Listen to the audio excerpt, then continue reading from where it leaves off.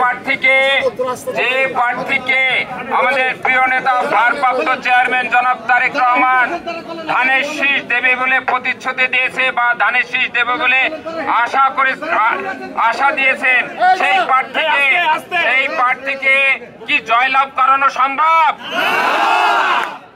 আমার কাছে মনে হয়, কারণ সমস্ত জেলা বিএনপির প্রত্যেকটা ওয়ার্ডের নেতৃবৃন্দ, ইউনিয়নের নেতৃবৃন্দ, পৌরসভার ওয়ার্ডের নেতৃবৃন্দ, পৌরসভার নেতৃবৃন্দ, সদর থানার নেতৃবৃন্দ, আমাদের পৌরসভার নেতৃবৃন্দ সহ জেলা বিএনপির নেতৃবৃন্দ যারা আছেন, তাদের সাথে এখন পর্যন্ত 3 দিন পার হয়ে গেল, কারোর সাথে দেখা করেনি উনি।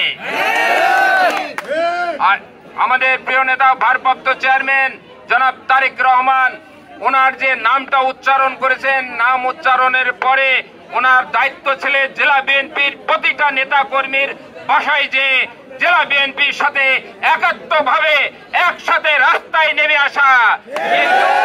কিন্তু উনি জেলা বিএনপি, যেহেতু উনি এই যাবৎ জেলা বিএনপির কমিটি দেওয়ার পর বারবারই বলছেন জেলা বিএনপির এই কমিটি পুনর্বিবেচনায় আনতে হবে, তাই আমরা আমাদের প্রিয় নেতা ভারপ্রাপ্ত চেয়ারম্যান জনাব তারেক রহমানের উদ্দেশ্যে একটি কথা বলতে চাই যে এই মনোনয়ন অবশ্যই পুনর্বিবেচনায় আনতে হবে।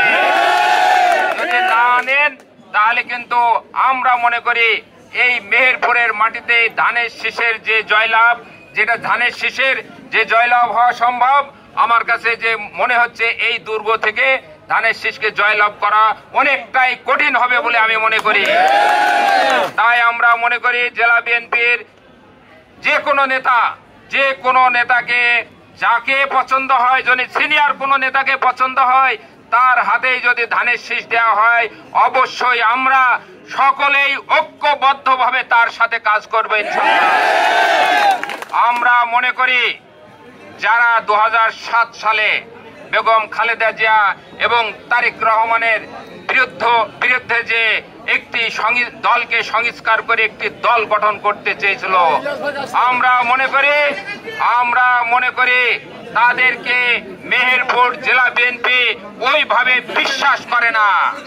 তাই আমরা আপনাদের কাছে বলতে চাই, সব সময় আপনারা ঐক্যবদ্ধ থাকবেন ইনশাআল্লাহ। ঐক্যবদ্ধের মাধ্যমে আমরা যদি ঐক্যবদ্ধ থাকি, অবশ্যই বারবার টিভিতে, পেপারে আমাদের সমস্ত জায়গায় বলা হচ্ছে যে এই কমিটি, এই মনোনয়ন পুনর্বিবেচনায় আনা হতে পারে। সমস্ত জায়গায় অলরেডি সারা বাংলাদেশে 2টা যাদেরকে মনোনয়নের জন্য নাম বলা হয়েছিল, তাদের 2টা স্থগিত করা হয়েছে। আমরা চাই মেহেরপুরে এবং গাংনী 2টাই স্থগিত করা হোক। আমার কাছে আমি যেটা জেলা বিএনপির সাধারণ সম্পাদক হিসাবে বলতে চাই, আপনার ভারপ্রাপ্ত চেয়ারম্যান জনাব তারেক রহমান, আপনার বহু গোয়েন্দা সংস্থা আছে, গোয়েন্দা সংস্থা দিয়ে যাচাই বাছাই করেন, যাকে দিয়ে মেহেরপুর 1 আসন আপনি উদ্ধার করতে পারবেন, তাকে দিয়েই আপনি ধানের শীষ প্রতীক তার হাতে দেন। যদি গোয়েন্দা সংস্থায় আমাদের জেলা বিএনপির কারো নাম আসে, অবশ্যই তাকেই দেবেন।